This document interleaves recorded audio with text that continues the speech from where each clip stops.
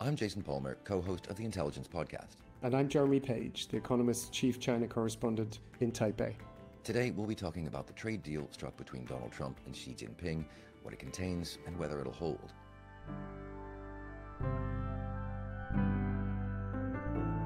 Donald Trump and Xi Jinping met at a South Korean airbase to try and finalize the terms of a truce in their trade war. And Donald Trump, after the meeting, described it as amazing.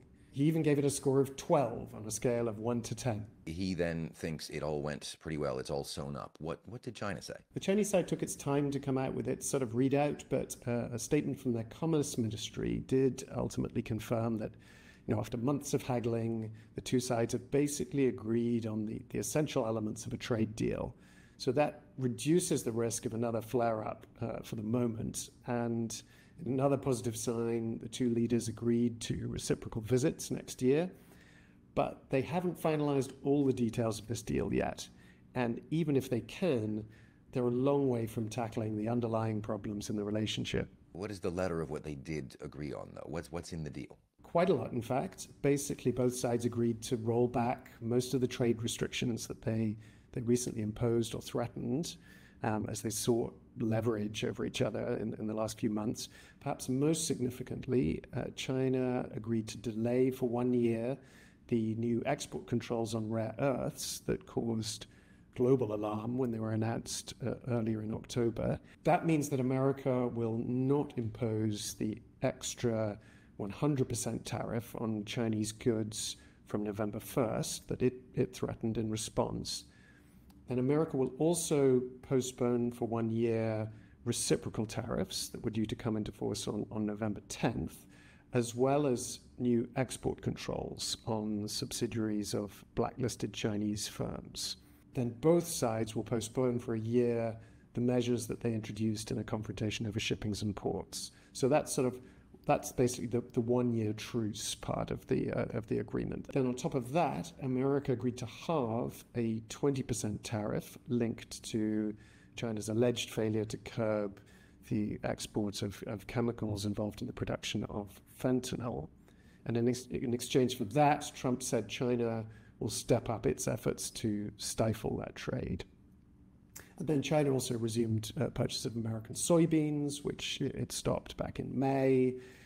So, as Trump suggested, it did cover a lot of ground, not everything, but as he put it, almost everything. What's left out of the almost everything? What isn't covered? What remains outstanding? Neither side really made that explicit. For example, Trump didn't mention the transfer of TikTok's American operations to U.S. ownership, whereas China said that the two sides would work on that issue.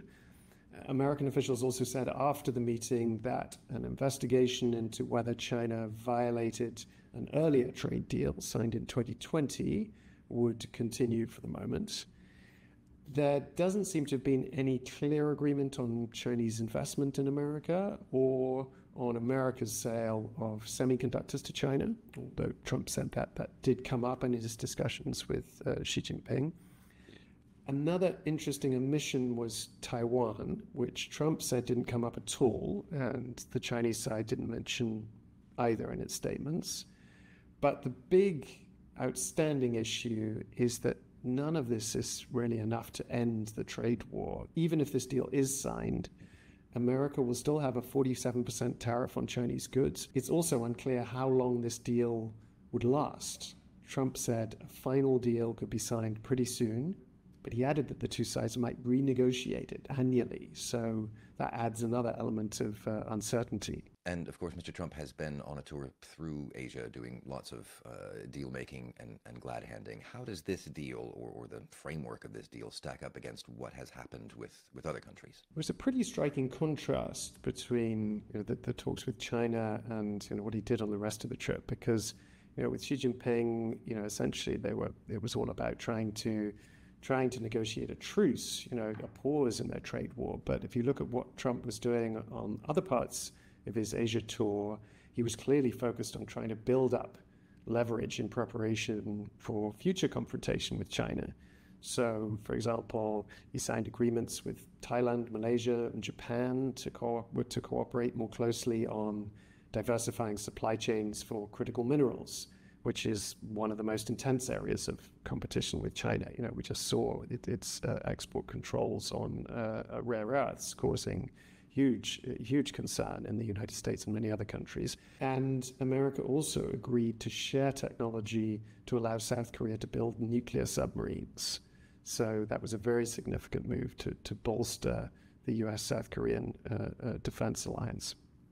And all of these deals really can be seen as efforts to shore up America's alliances and partnerships in Asia, diversify its supply chains in case tensions with China flare again. So it's very clear that even if China and America have reached a truce in their trade war, their broader contest for economic and military superiority is going to continue. So, as you say, then this recent trade deal really just one of the battles in a far wider war. Do you think at this point that it will hold? What reasons do we have to think that what's been laid out here will stick? I'd say it looks reasonably promising at the moment, but you have to remember that we've had a series of false starts. We've had a number of temporary truces and then massive escalations over the last few months. So I think there is still a considerable risk that this agreement unravels because of misunderstandings or misinterpretations between the negotiators. And even if it does hold, there is a danger that it doesn't actually solve the deeper problems in the relationship, especially those relating to China's industrial policy. And then there is the risk that some other crisis, completely unrelated to trade, emerges over the next few months and upends this agreement. You know, you've got military tensions, which are still extremely high, especially in the South China Sea and around Taiwan. And Donald Trump just ordered the Pentagon to resume testing nuclear weapons, which China expressed some concern about. So this truce on the trade front is definitely a positive step, but there's a long way to go before we have stability in what is the world's most important relationship. Jeremy, thanks very much for joining us. Thank you.